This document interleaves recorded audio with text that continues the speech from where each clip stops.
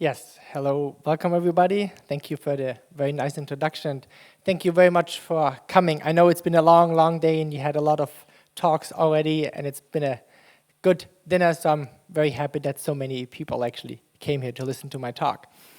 So I'm going to talk about effective ways to promote veganism, and obviously this is an animal rights conference, so the first question people might be asking, well, why should I actually promote veganism in the first place? I mean, there's so many animal causes out there, why should I be focusing on this? So let me give you a few reasons for that. You might be aware that animals are used and killed and abused in a variety of different ways. But if you actually look at the numbers which are killed, in which the animals are killed, you see like generally statistics like this. Numbers of animals killed for fur, that's here, and the green dot that you can see, that's the number of animals in proportion to other proportions I'm going to bring in a second. So this is fur. Then we have, for example, vivisection, or animal testing. And here we have about this kind of dot. So this is all German figures, but in most of Western countries the proportions are about the same. So in Germany you have for fur maybe like 300,000 animals, for animal testing maybe 3 million. But then when it comes to food, obviously this is only land animals, you get a figure like this. And that's way big, as you can already see. So if you're trying to actually make a difference, the big bowl is, that's where the, well, it's not vegan, but that's where the meat is, literally. And as I said, this is only land animals. And are there any people who actually think that fish feel pain? Can you maybe raise your hand? Okay, I think that's more than half.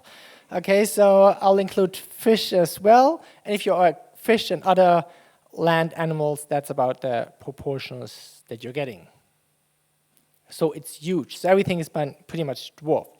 So one would think, okay, if the problem is so big, then probably, there's a lot of, resources being put into that cause. But there has been an interesting study by animal charity evaluators, and they made another graphic, which is, it's a little different than what we had before, but it's kind of like the same, farmed animals is the biggest proportion, then you have lab, and then shelters and clothing, so all the different causes, and, as you can see here as well, it's, 99% of the animals are being killed for nutrition, so, I mean, as are farmed animals.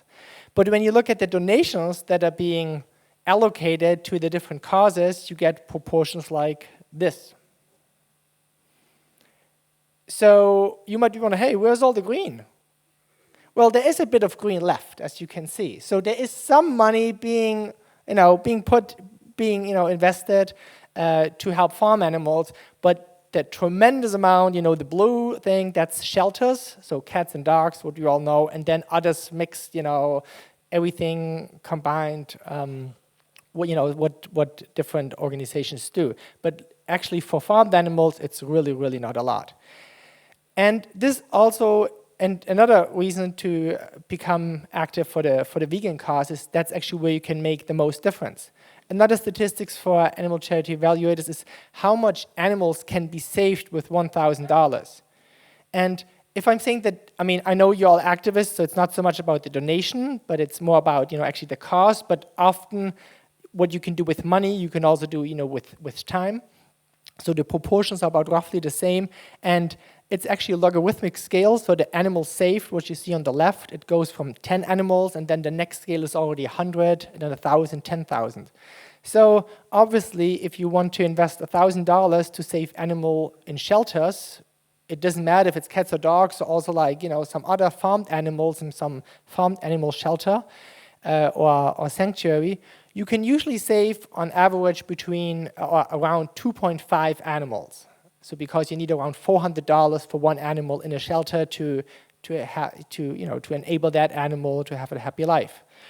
Well, if you donate to one of the most efficient charities, and I think this number actually has been going up since the statistics were done, you get close to, you can save close to 5,000 animals, which with the same effort that you put into. So also the amount of difference you can make is much, much bigger if you focus on promoting a vegan lifestyle. Now, one might think, okay, but nobody really wants to listen about veganism. I mean, are people even receptive? And yes, you can. It's a really promising cause. I looked into German statistics, and I asked, if you want to know something, you usually ask Google. So I asked Google Trends, and they have a really nice feature. You can ask for different keywords that people search in, and that gives you somewhat of an idea how vibrant that idea is, if people are interested in it or if they don't care at all. So I looked up for the last years the words vegan, vegetarisch, which is vegetarian in German, and then Leberwurst, which is just some kind of wurst, like animal plant-based wurst. This is just as a baseline so that we know, more people go online, so you actually expect more people typing in Google. So we have Leberwurst as a baseline. So, and I started 10 years ago, or you can go back 10 years, and you can see vegetarian actually has been the most, prominent or the most, favorable keyword people looked. Then it was vegan, and then Leberwurst was, not so involved, even that time. But I mean, why would you Google Leberwurst? But that's a different story. So when we look over time how it has developed, you can see that veganism actually and vegetarianism has really improved a lot. So it's really a promising cause. I mean, there is a lot of attention around it, but we still need to convince the people to actually make the change. But it's definitely not. We're not fighting against windmills, and this is just Germany. So I know many other countries in Europe might actually be not as advanced in that regard. But there's definitely a great potential. So I think that's also a big reason to focus on veganism. And obviously, whoever has heard the question when they're promoting a vegan lifestyle, well, what about humans, and don't you care about, aren't there any other problems in the world? Any ever gotten that response? Okay, yeah, I get that a lot too. But the good thing is, when I only, cared about animals, people that was a legitimate point, people, sometimes that was a good point. I mean, there are people starving and everything. But actually, if you look at veganism, it has a lot of effects, and that's a so-called solution or a problem tree, which means you have one stem, and out of that one stem you have a lot of positive effects and a lot of different solutions you can work on. So let's look at the different effects. I'm not going into all of that, but just to make sure, because I think as you are, we care a lot about animals, but we're also aware that animals are not everything in this world. But of course, by promoting a vegan lifestyle, and of course you know it already, you're helping world hunger a lot. About a third of the world's harvest is actually not feeding poor children, out of which 11,000 starve every single day because they don't get enough nutrients, but it's being wasted, so to speak, by being fed to animals. So by promoting a vegan lifestyle, you're of course helping those people indirectly. Rainforest destruction. A recent study done by Greenpeace showed that in the Amazon rainforest, 80% of the logging, of the cutting down, was because of either cattle ranches or fields to feed animals. So it was definitely because we consume so many animal products. So 80% of the Amazon rainforest. Thirdly, about 1/3 or 20 to 30%, 33% of the fresh water in this world are being used for animals. And you don't have to live in California to know that water shortage is going to become a big problem in this world. And last but not least, climate change. Reliable statistics say between 13, maybe 15%. There's some statistics who even go up to 51% of the human-made climate change is actually due to factory farming and our consumption of animal products. So all these problems, and I could go on. I don't, this could be a whole talk in and of itself, and I think you're aware of that. But I think it's important because even if animals are maybe the thing we care most about, I think climate change and starving children. I also care about that, and it's good to know that with the type of activism, we can help everything at once. So it's kind of like a really nice problem, so to speak. So coming back to the vegan tree, so we've seen that there are many, many leaves. So a lot of good comes out of nurturing that tree, and nurturing that tree is actually what the different solutions are. And as you can see, the routes are also quite, quite diverse. There's not only one solution one can do to promote veganism, and that's, in one sense, that's good, because there's so many options you can choose from. You can cook, or you can hand off leaflets or whatever. But it also, of course, is a big challenge, because how do you decide what to do? And in order to decide what to do, I would like to just use an analogy, which I think everybody can refer to. When I when I actually choose my diet, the optimal diet for me, I think usually it goes like that. Okay, what do I really like? I mean, what kind of food? And then I think about, oh, I like schnitzel, and I like, chicken. I really like chicken, I have to say. So that's what I liked. And then the other question is, what actually can I afford? There might have been some food that's really, very hard to get by, or, that I cannot prepare on a daily basis, so I just end up making some noodles because I don't want to make all the fancy food. So that's another factor I have to take into consideration. But thirdly, and most importantly, it's an ethical choice, because I also want to make, I want to be a vegan in my case. So I want to do that. And actually, if I look, and I think this has been similar with you over the course of your life, maybe in the early times, you ate what you really liked in the beginning, what you were used to and what, was available. But then you suddenly realized, well, there's an ethical component as well, and I don't want to contribute to animal suffering. So this ethical is actually, so I'm going to make, let me see if this works. Oh, no. I tried to make a, hold on. This is right. Yeah.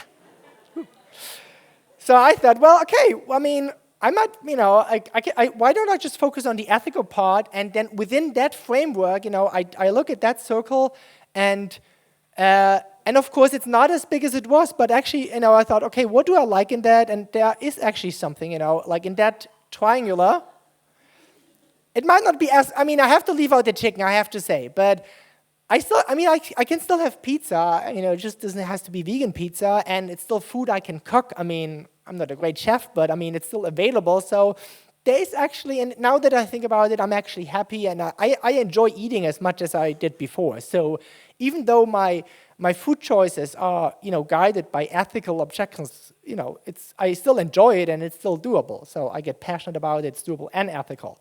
But it's actually, in some ways, it's actually nice, because the ethics kind of put a framework. And if I go to a supermarket, I don't have to choose out of 10,000 products, because there are not that many vegan products anyway. So I can just, now it's getting bigger. So in that terms, it's getting more difficult again. But it's still a good choice. And that's actually, if you think about your form of activism, that's kind of similar, because you might have started as an activist, and maybe you got into passionate because you saw a video about baby seals in Canada, and then you realized, oh my God, this is so outrageous what they're doing to the baby seals. You saw all the blood on the ice, and then you thought, oh God, I'm really passionate about baby seals, or it was vivisection or whatever cause. So that's something really, and then maybe you thought, well, what's doable? I'm not a Canadian, so, and I can protest here for Canadians to stop, but I don't really know, how much effect is that going to have. So maybe I just focus on vivisection, because there are circuses, because the circus comes to town, and so I'm passionate about, because I saw a video about how they treat the elephants, so I got passion for that. The circus is right there, so it's totally doable, so let's do that. But then there comes a third component, as there was the ethical component with my diet, and that's actually the impact. And obviously, there are many, many animals suffering, and as we've learned yesterday, we can't help everybody, but I think we have a duty to help as many as we possibly can, and I think that's to maximize our impact. Imagine in 50 years from now, looking back on your life, and you say, well, I did the maximum I could. I saved as many as possible, and I think that's, for me, that's how I define impact, and I think that's, in other, let me try this again here. Okay, it's getting nicer. So that's why I thought, okay, if I choose my form of activism, maybe I just start with the impact, and I look what's the most impactful? And out of that, I actually see if I can get passionate and actually, if it actually also fits my skills. Because actually studies have shown that passion can be quite flexible, if you actually really make an effort. And, you might have started by watching, a video with baby seals or elephants, but if you learn about factory farming and learn like the sheer numbers and, the atrocity that's happening there, you might realize, oh, that's like really maybe that's the cause I can do. So you can get passionate about it, and at the same time, there are many doable activities when it comes to veganism that one can actually do. So even though it might look small in this graph, but that's actually bigger than it is. So how do we define impact? So first of all, let me start with a graphic to show you what impact is not. So impact is what's happening at the end. One of the habits of highly effective people is actually start with the end in mind, and that's what they mean, start with the impact. So before the impact, there comes the outcome, the output, and then the input, the effort, so to speak. So let me briefly explain. So the input is the time, the money, energy, resources, health, our heart, that we pour into a certain kind of activity, just as an example. Then the output, for example, is like, we write a press release. So we send out a press release because we want the media to know about it.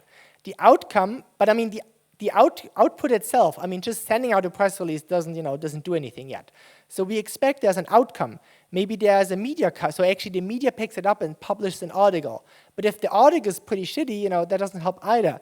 The actual thing, and that's the only thing that actually counts at the end, have we actually reached what we reached? Have we changed hearts, minds, and behavior, and actually have we, for the most importantly, saved animals? And that's the most important question.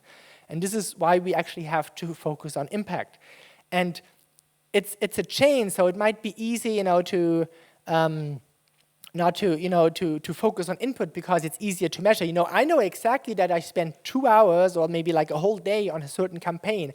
I know that I donated $100 or 100 euros, and all the time and money I spent, that's pretty clear. But what's really important is the impact. So let me just talk about some common misconceptions. What is input and not impact? So again, for example, being at a demo and being really loud and agitated, I mean, even if you scream your lungs out and you spend like a whole day or whatever, that's not necessarily the impact you're generating. That's the input you're having. The same is if you're risking your life. I mean, it might be nice, and I would risk my life in order to save millions of animals, but only if it's a worthwhile cost. Just in and of itself, it might not be worthwhile. The same is fighting with authorities. There can sometimes be used to it, but there are so many activities without fighting authorities, in that kind of way that you can do. And again, this is something that, when we think about heroes, you think, oh my God, those people really fought for what they did. But I mean, we should celebrate people for the impact they're having, not the input they're making. And if somebody sits in his armchair and writes some really smart emails to decision takers and convinces them to go vegan or to own a product, I'm way more likely to I think that's a way better activist than somebody who's like, fighting with the police for whatever reason and is not saving animals. And another thing, for example, like going in prison. And I myself, I've spent some time in a cell or like in police custody after a protest, and it was an interesting experience. But I have to admit, it was not very impactful, except that they have my fingerprints now. And also when we discuss, for example, we yell at somebody, we're really getting all the energy, all the hate that we have, at somebody, but that necessarily doesn't change people. Same like doing activities like in really bad weather conditions. I mean, when I was an activist, and if it rained, I actually felt like a better activist. When I leafleted, I thought, oh my God, now it's even raining. Now I can even, I can show the world how much I had animals. But all, the leaflets, they were all wet. So, I mean, nobody would read them in the first place. And there were no people in the streets anyway. So, but still sitting there a whole day just to make the case was not the best use of my time, I have to admit. Or also like really, saying, oh, I don't want to be somebody just sitting there or just talking. I just really want to help the animals, So you go to, I don't know, wherever animals are, and you like, you think, oh, I don't mind getting dirty, whatever. So of course, sometimes this can be very useful, but in and of itself, it's just the input. It's not the impact you're having. And last but not least, it's donating. A few years ago, I had a discussion with my mom because, she's not vegan yet, but, she's at least feeling guilty. Which is no impact, I have to admit, but I thought, okay, we ought to do something. And then a few years, she actually said she donated some money, like, I don't know, 100 euros, and I asked her, well, where did you donate it to? And she was like, oh, I don't remember, but I mean, it's the gesture that counts. I mean, I know it was 100 euros. And I was like, oh my God, Mom. Because I don't know, she probably to some cats and dog, I don't know what it was, she didn't remember, but again, it was something that was input oriented, and that's what made her feel better, because she said, well, at least I did something. I feel bad because my son is vegan and I'm not. And but again, this is not necessarily what's the most useful. So what do we actually want to achieve? So whatever you do, you want to maximize your expected impact, and I'll come to what I mean with expected, given your possible input. So of course we want to, or at least most of us, I think if we're here at that conference, we want to do as much, so the input, we want to give our whole life, I mean, or who's really dedicated his, who would say he has dedicated his life to the animals? Anybody here? Okay, well, a few. So many of us, we really want to make a difference. Otherwise, I think you wouldn't have come. Maybe it's not your whole life, but, a big part of your life. You want to do something for the animals. So that's the possible input that you have.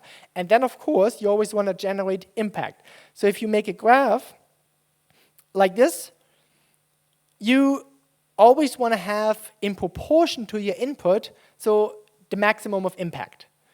So, for example, or with as little as is input possible, you want to have the maximum impact. So this might, for example, mean that there are some activities which are like low-hanging fruits, which means they don't require a lot of input, and the impact is also not, maybe not great, but it's still, proportionally, it's very good, Because, for example, if you were here, this would mean you have a lot of input and not a lot of impact. So that's totally that's kind of like that area. So you don't want to be here. So that's no man's land.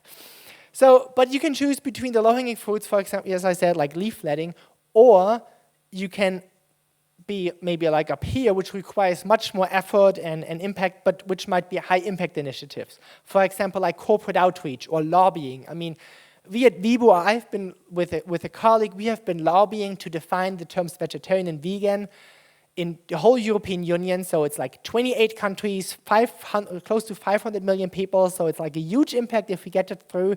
But we have been working for it for several years. So there's a lot of input we have to make. But if we achieve it, the expected impact is also quite huge. So it's still a worthwhile endeavor. But it's still below that line that we have defined here. So between that, you can actually choose.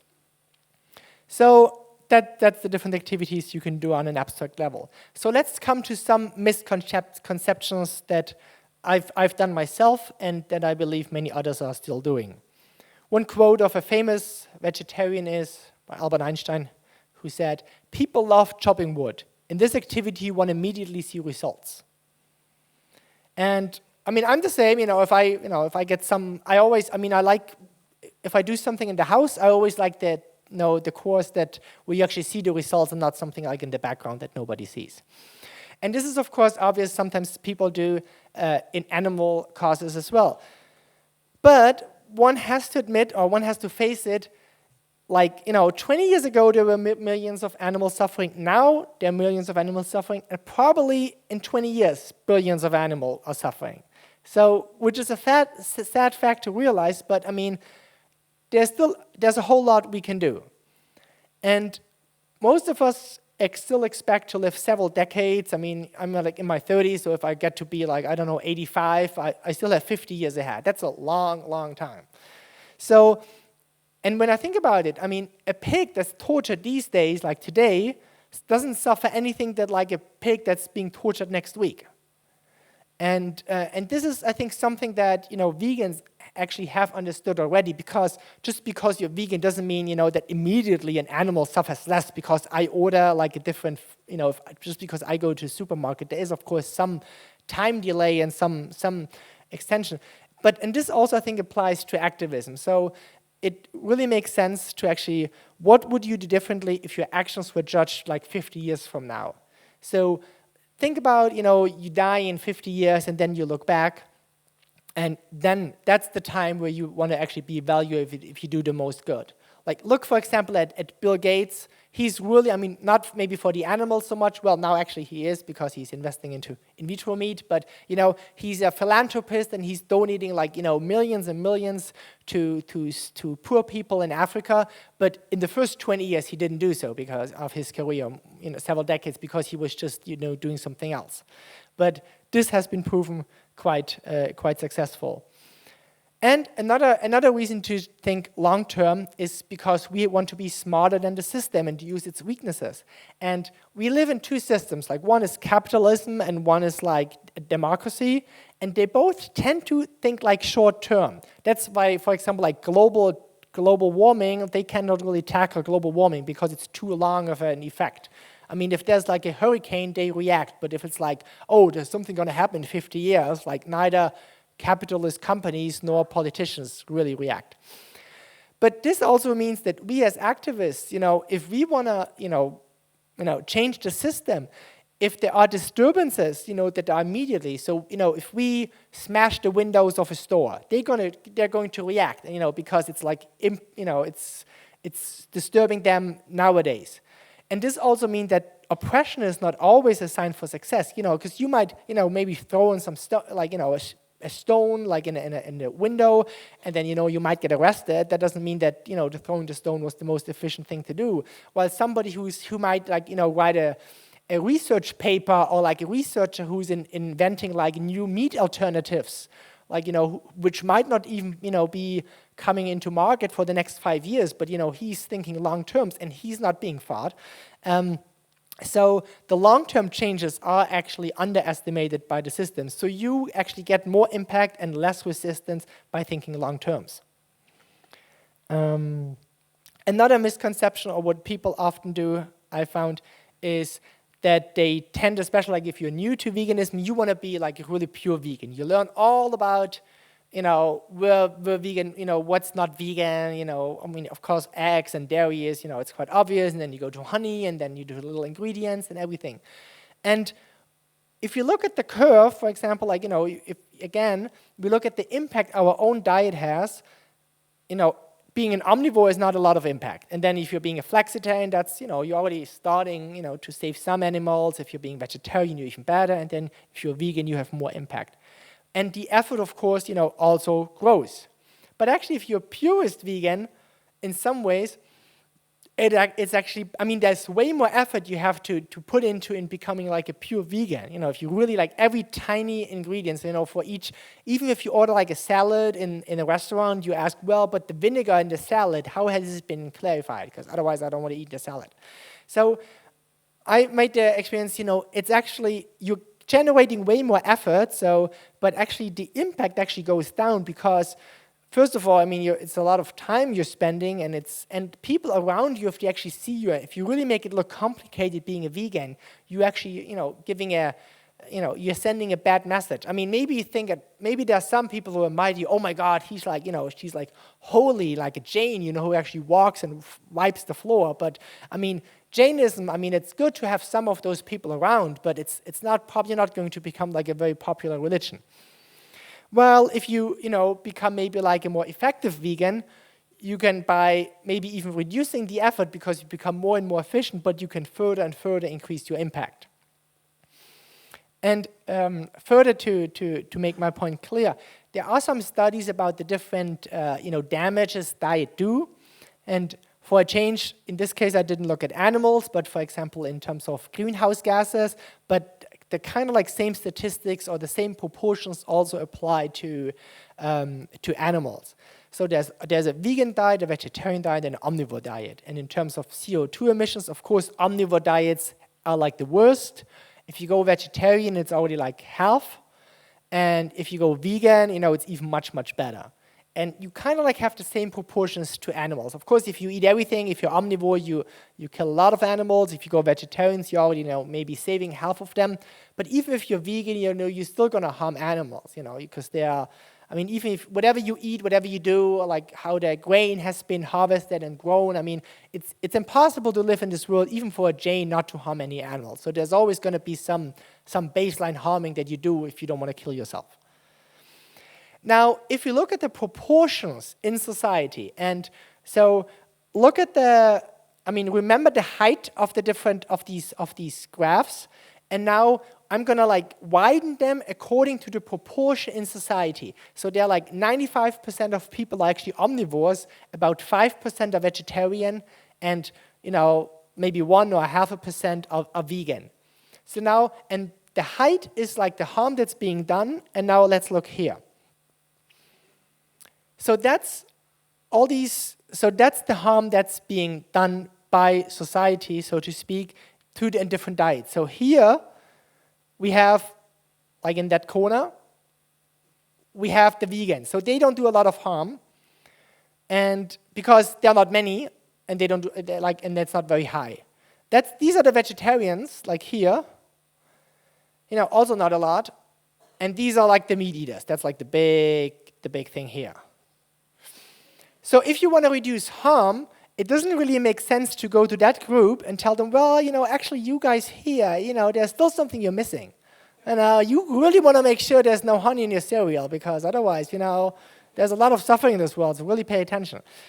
Or, also quite popular, sometimes I get more upset with vegetarians than with meat eaters, but if I think about it, of course they can do much better, the vegetarians, but there's not, even if you made all the vegetarians go vegan, it's going to make a difference, but if you really want to make a difference, it's actually the meat eaters we want to address. And if I gave that to like my little nephew when he was 5, and I told him, look, it's so much black, how do you get rid of the black? He would probably try to look at the big black box and try to, somehow color it out and not start with the small one.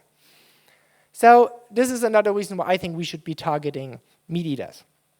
Now, a lot of the times, I've done it a lot of thinking, why actually, we always, we want to change society, make people switch. And I've realized that there are actually 2 concepts people have in mind, the two different ones. And often, we see it as a kind of balance. It's kind of like, American foreign policy. You're either with us or you're against us. So you have the meat eaters, or like the vegetarians, and then you have the vegans. And in order to make society tip, you have to make more vegans.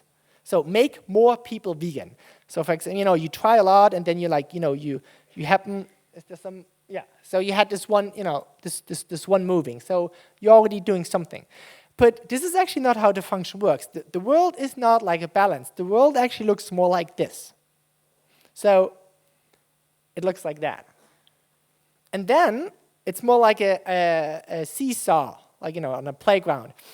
And, there are also some vegans, and there are also some meat eaters. But here, the goal is actually, how I call it, it's not making more people vegan, but making people more vegan.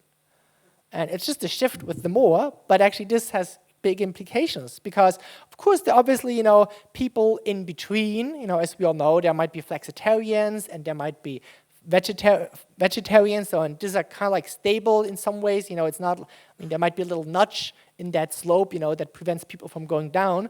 But we can also make this scale tip in this model by just making sure that they all move in the right direction.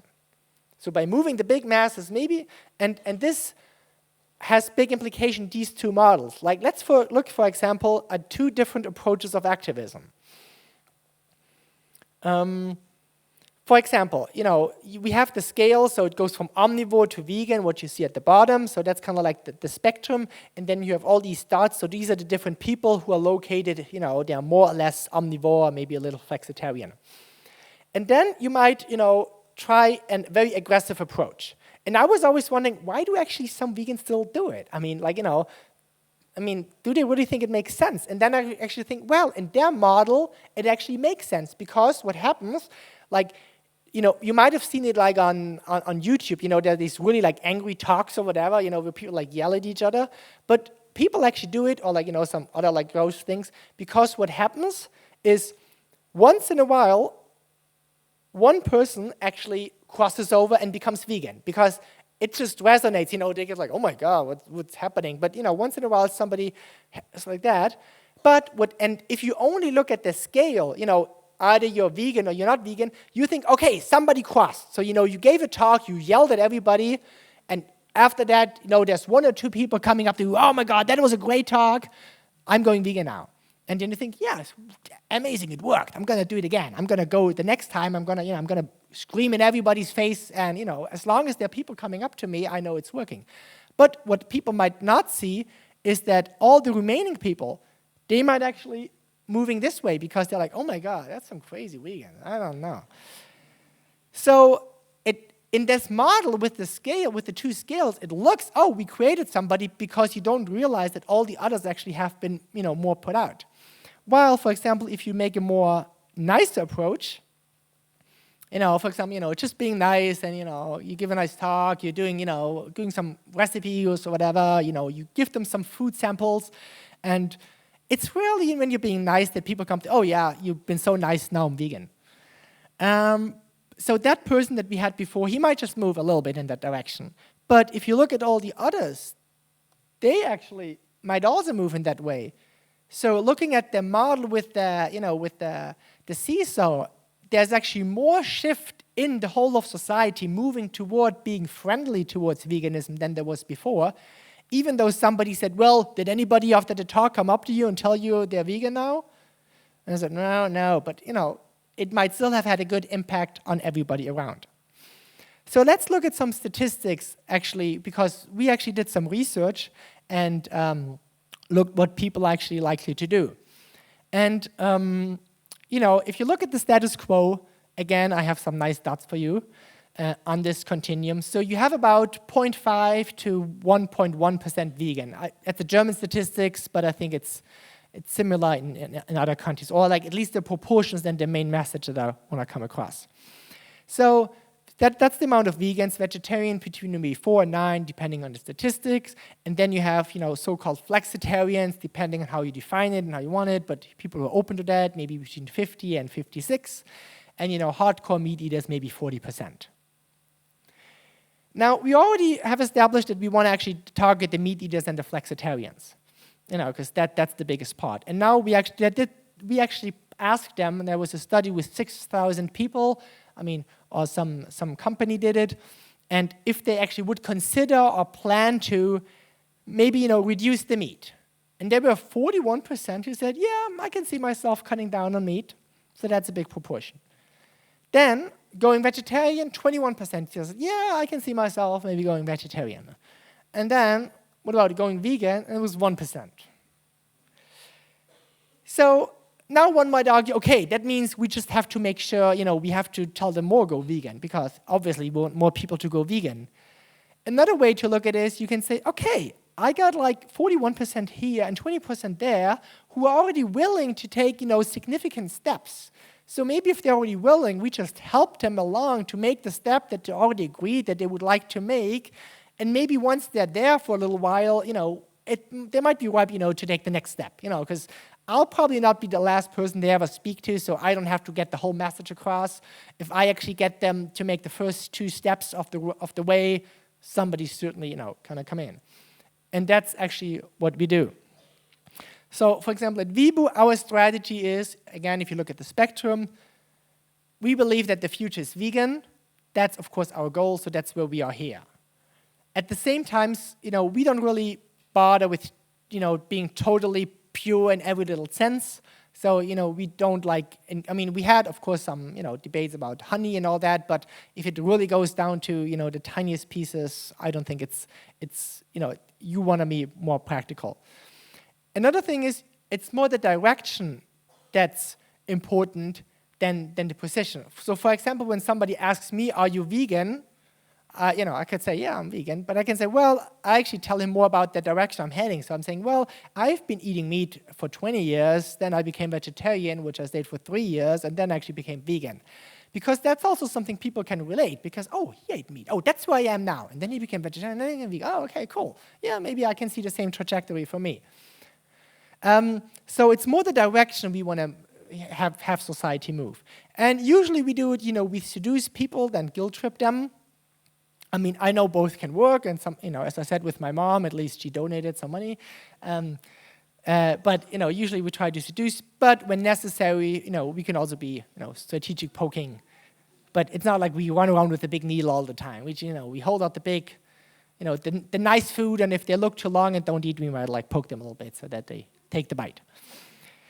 And this, of course, also explains, that we have a lot of different campaigns and different activities that one can engage in.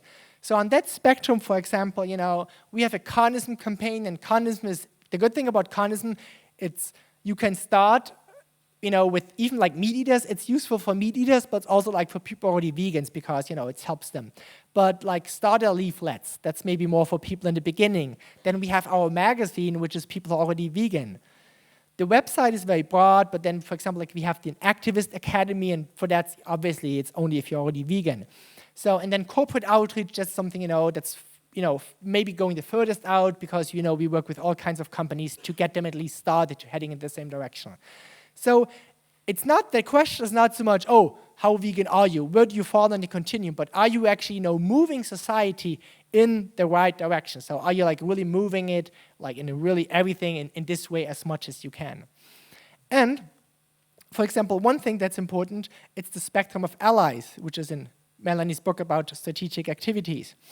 So here again, you have different allies, and you might, everybody who's already vegan, that's active allies, and then you might have active opponents, they actually feel opposed. And usually, you want to move everybody, the passive allies, you want to turn into active allies, passive opponents, you want to make at least neutral. And often it's actually said that the active opponents you just want to isolate because that's, the people you cannot reach anyway. But one would actually be surprised how many people one can actually, or how many can reach. You always hear these kinds of stories, cattle rancher converts ranch to animal sanctuary. Or, we are working with some meat companies who started to include vegetarians. I mean, they're not vegan yet, so happy about it. But I mean, meat companies who are starting to go, who are already saying, well, we really don't believe in meat anymore. I mean, we have 500 people in our company, but we can't fire them all. But we can start shifting our things. And this is also why it is quite important that there are different organizations and different approaches, because when you look at, again, at the spectrum of vegan and omnivore, and, maybe action-oriented and information-oriented or rational, you have, organizations like the ALF, which is very progressive and very action-oriented, and then, bad organizations like that's the German Society for Nutrition, which is, but they actually, I mean, I have some information, so they're gonna make a little shift to the right, but that's in a few weeks to come. But they also and then you have, of course, many other organizations that you can build up. I mean, this is just a very rough estimate in Germany, so don't take me granted. But all I'm saying, it's important to have on each of the line to have some organizations because they're targeting different target groups. And for example, like Vibu, we're located here because I mean we are vegan at Mind, but often we position ourselves as so that the companies or people who only say, well, I don't like vegan, but vegetarian sounds nice. And then they come to us, and then we actually basically tell them to go vegan, but we just frame it differently. So that's very important. So also when you think about, where you want to be, think about where it makes the biggest difference for the animal. So it's not necessarily, being all the way on the right side, but maybe where you can move the most.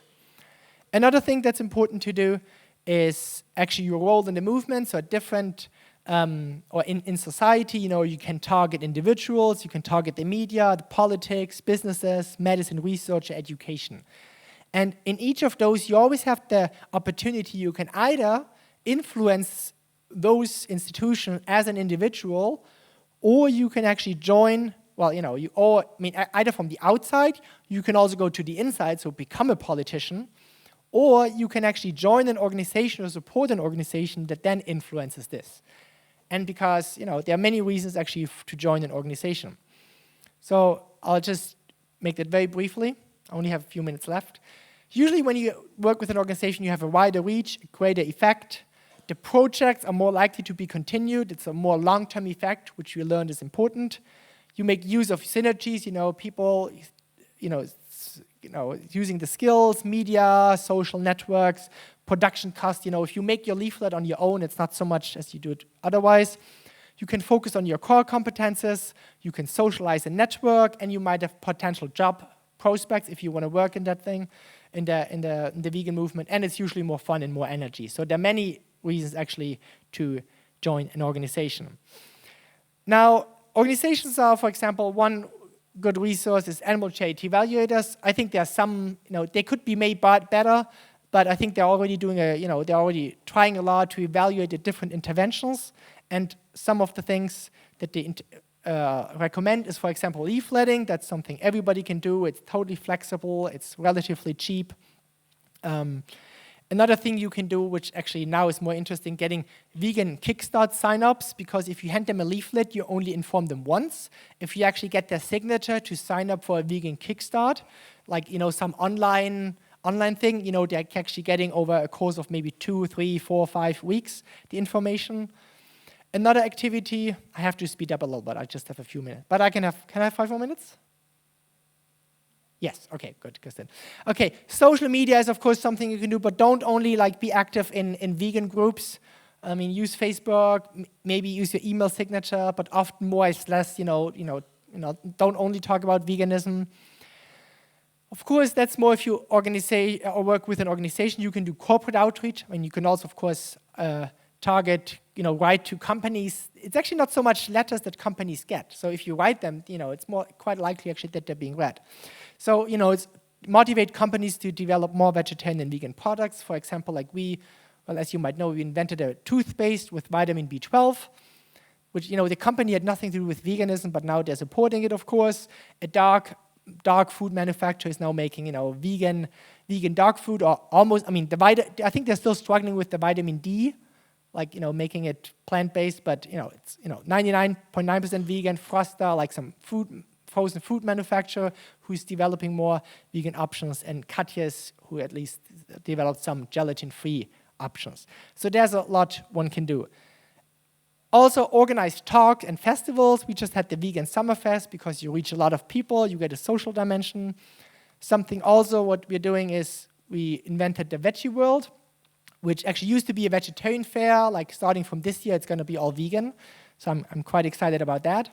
Again, we had to start it because we didn't get enough companies vegan. So the first few years we had vegetarian, but at least, But okay, now it's all vegan, so we're quite happy about that.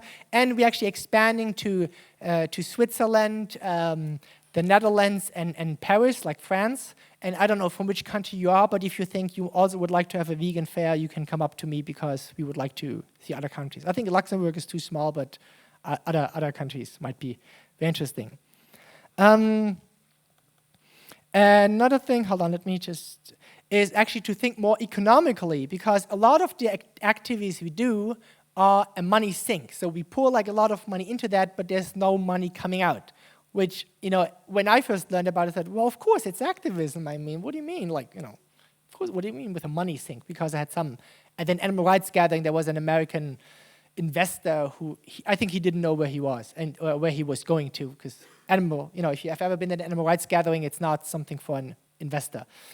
But he's just well, I would like to invest some money in some vegan businesses, but this doesn't seem to be here. And then it made me think, and actually it makes sense, to see activities as a money source, to actually generate money and to let, the society, finance its own vegan activities, because then it's more self-sustainable.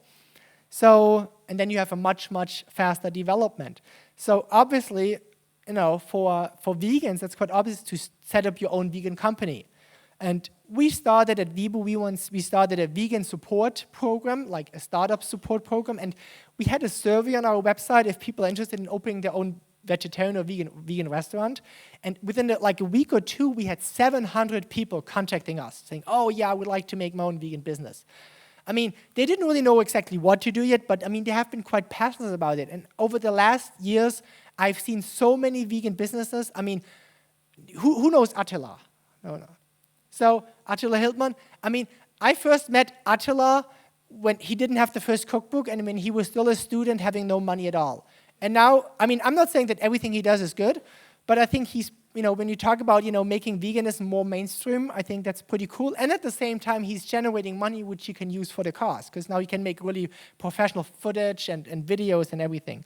So you can become, maybe a freelance career, a restaurant, a supermarket, the imagination's endless, but, just consider thinking in that terms as well.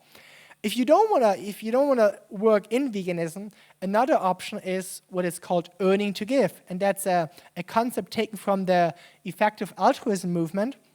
And there's a really awesome group in Switzerland who actually they have a lot of activists, and they realized we have like 20 activists, but we have no money. So half of the activists decided, well, we are really smart. We could go into financing and make money, and if we make 10,000, that's why they moved all to Switzerland. There are actually many Germans who moved to Switzerland, because even as a teacher, as a high school teacher, you make like 8,000 euros, and it's more expensive to live in Switzerland, but they say if they live on a budget, they can still donate 5,000 euros a month as a teacher, and they can finance like maybe 2 activists. So instead of becoming an activist yourself with no money, you become a teacher in Switzerland, or even like a banker, investment banker, whatever, and then you channel the money back into the movement, because obviously in many regards it's the money that's missing and not so much the people. So it's the principle is to make and donate money in order to support effective activism organizations, which might actually be more important than doing it yourself, especially if you have the potential to have a high earning career. And the money, can often be more invested, and so you can, of course, choose a high-earning career. There's a website which I can recommend. It's called 80,000 Hours. It's named after the numbers of hours you probably spend in your professional career, whatever it is, making money or making the world a better place. It's 80,000 hours, so it makes sense in the beginning to spend a few of those 80,000 hours to actually really consider what you want to be doing. Thank you very much. Thank you, Sebastian.